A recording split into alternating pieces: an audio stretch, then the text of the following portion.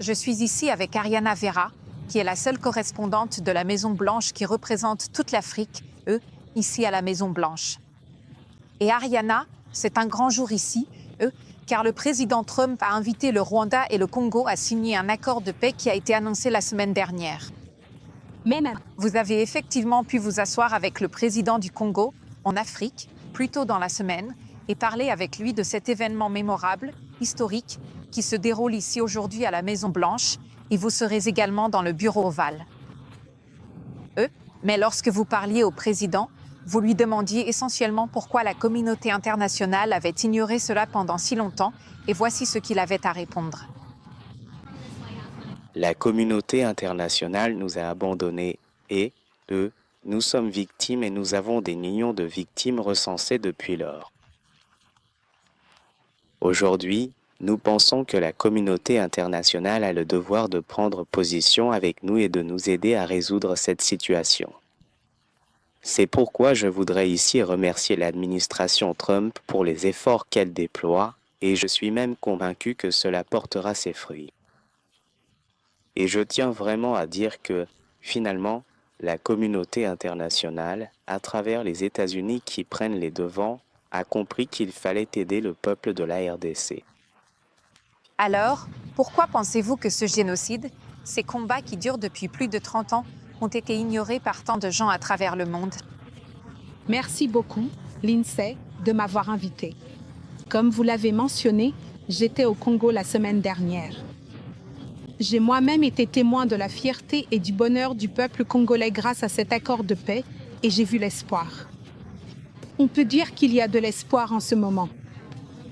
Et pour répondre à votre question, le président a parlé d'hypocrisie. C'est ce qu'il a remarqué de la part de la communauté internationale et aussi de nombreux dirigeants africains, à l'exception bien sûr du président de l'Angola, le président João Lourenço, qui a travaillé très dur pour apporter la paix au Congo, mais malheureusement il n'a pas pu y parvenir. Mais maintenant, il voit aux États-Unis, sous la direction bien sûr du président Donald Trump, qu'enfin ils vont voir la paix au Congo, ce qui apportera sans doute le développement, bien sûr, des bénéfices économiques au pays.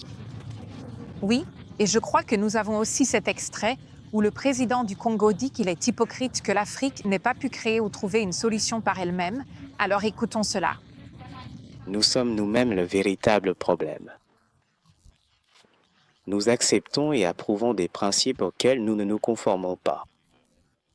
Lorsque j'ai pris mes fonctions en 2019, il y avait une résolution qui disait que, en 2020, l'objectif serait de faire taire les armes en Afrique.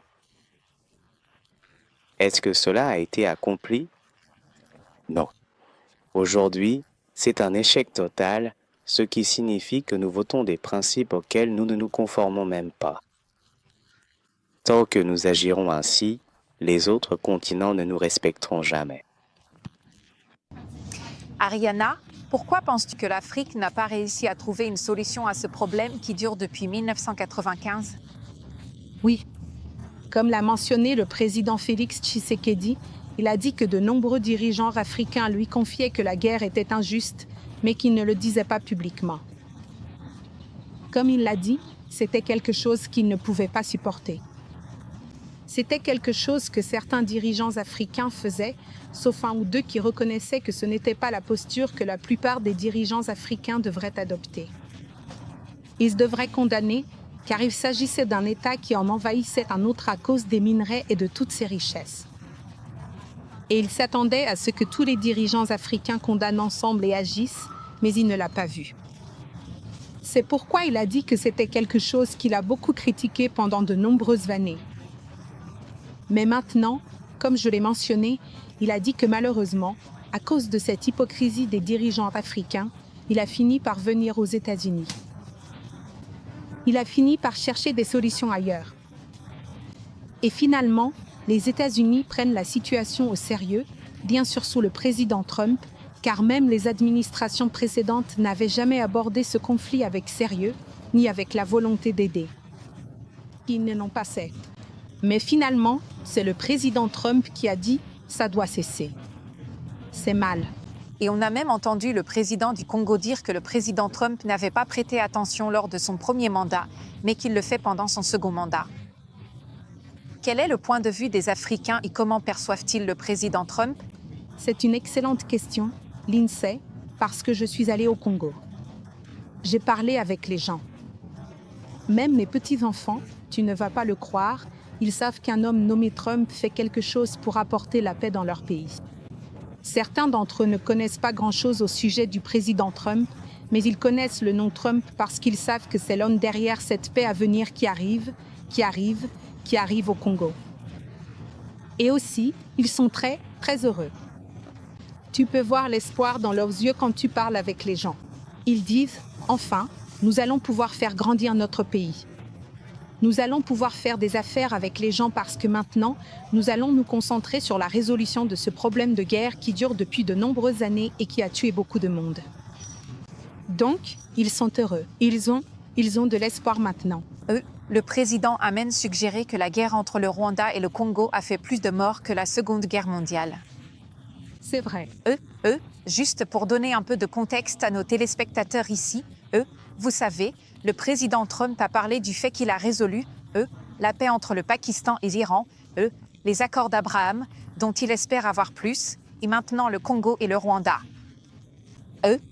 Vous demandez, au président s'il pense que le président Trump devrait recevoir un prix Nobel de la paix à cause de cela. Voici ce qu'il avait à dire. Certaines personnes diraient que, cette guerre a causé plus, de morts que la Seconde Guerre mondiale.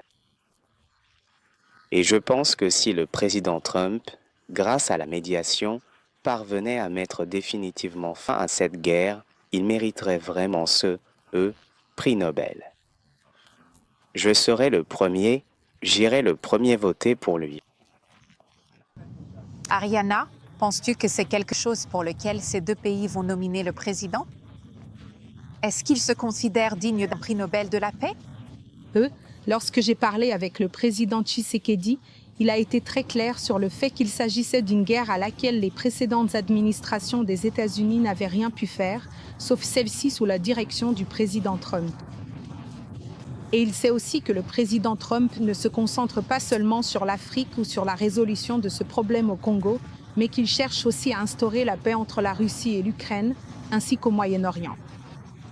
Et il m'a dit lors de cette interview que, parce qu'il voit l'espoir, la paix arriver au Congo, lorsque la paix atteindra enfin la République démocratique du Congo, il sera plus heureux de nommer le président Trump pour le prix Nobel de la paix. Et enfin, avant de partir d'ici, en tant que représentant de toute l'Afrique, puisque vous êtes ici à la Maison-Blanche, que signifie ce moment non seulement pour ces deux pays, mais aussi pour l'Afrique dans son ensemble, qui est composée de tant de pays? Oui, c'est un jour historique, bien sûr, parce que, comme vous le savez, beaucoup de gens en Afrique connaissent ce conflit depuis des années et personne n'a pu rien faire pour le résoudre. Beaucoup de Congolais meurent. Le pays est dévasté. Le pays, même s'il possède tant de ressources naturelles et tant d'opportunités dans les affaires, le tourisme et bien d'autres domaines, n'a pas pu se développer à cause de la guerre. Alors maintenant, avec la signature de cet accord de paix à laquelle nous allons assister dans quelques heures, ils espèrent que le pays pourra enfin se relever et se développer. Donc, et ce n'est pas seulement un moment heureux pour le peuple congolais, c'est aussi pour tout le continent, parce que même si certains n'ont pas pu faire grand-chose pour résoudre ce problème de guerre, tout le monde est content, tout le monde attendait la fin de cette guerre, car ce sont deux pays frères et sœurs, comme le Rwanda et le Congo. Ce sont des pays voisins. Ils sont pratiquement de la même famille. Ils ne devraient pas se battre. Et merci au président, Trump, d'avoir prêté attention à cela et d'avoir agi.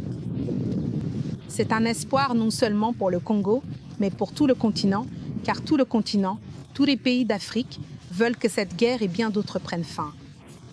Eh bien, merci d'être ici pour discuter avec nous. Merci d'avoir partagé votre interview, avec le président du Congo ici avec nos téléspectateurs aujourd'hui. Et nous ne vous retiendrons pas. Vous savez que c'est un grand jour pour vous ici, mais il est important que les gens comprennent ce qui se passe dans le monde et comment les États-Unis sont impliqués dans ces conflits. Et aujourd'hui, ils aident à résoudre l'un des plus grands conflits qui se déroule depuis 1995. Ariana Virou, merci beaucoup. Merci, Lindsay. Merci.